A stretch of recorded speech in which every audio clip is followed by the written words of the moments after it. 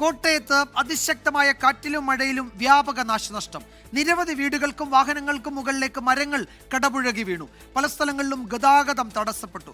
മുന്നറിയിപ്പ് കണക്കിലെടുത്ത് ജില്ലയിലെ വിദ്യാഭ്യാസ സ്ഥാപനങ്ങൾക്ക് നാളെ അവധി പ്രഖ്യാപിച്ചു. ഉച്ചയ്ക്ക് ശേഷമുണ്ടായ ശക്തമായ കാറ്റിലും മഴയിലുമാണ് വ്യാപക നാശനഷ്ടമുണ്ടായത്.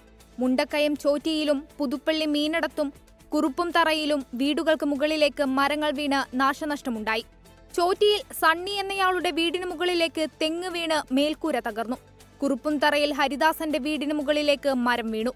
മീനടത്തും പാലായിലും വീടുകൾക്ക് കേടുപാടുകൾ സംഭവിച്ചിട്ടുണ്ട്. ആളപായമൊന്നും റിപ്പോർട്ട് ചെയ്തിട്ടില്ല. CMS കോളേജിന് മുകളിലേക്ക് വൻമരം കടപുഴകി വീണു.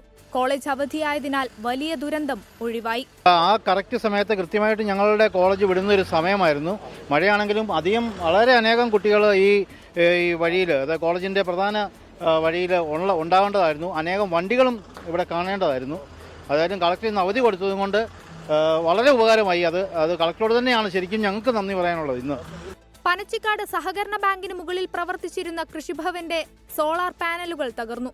പാല ചേർപ്പുങ്കലിൽ മരം വീണ് വാഹനങ്ങൾക്ക് കേടുപാടുകൾ സംഭവിച്ചു. 2 കാറുകൾക്കും ഒരു ഓട്ടോറിക്ഷയ്ക്കും കേടുപാടുകൾ സംഭവിച്ചു.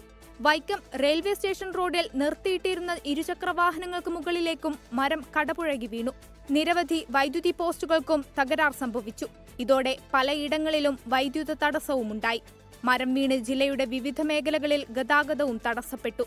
കുമരകം, നെടുങ്കുന്നം, ചങ്ങനാശ്ശേരി, കിടങ്ങന്നൂർ, കുറുപ്പുംതറ തുടങ്ങിയ ഇടങ്ങളിലാണ് ഗതാഗതം തടസ്സപ്പെട്ടത്. 24 കോട്ടയം.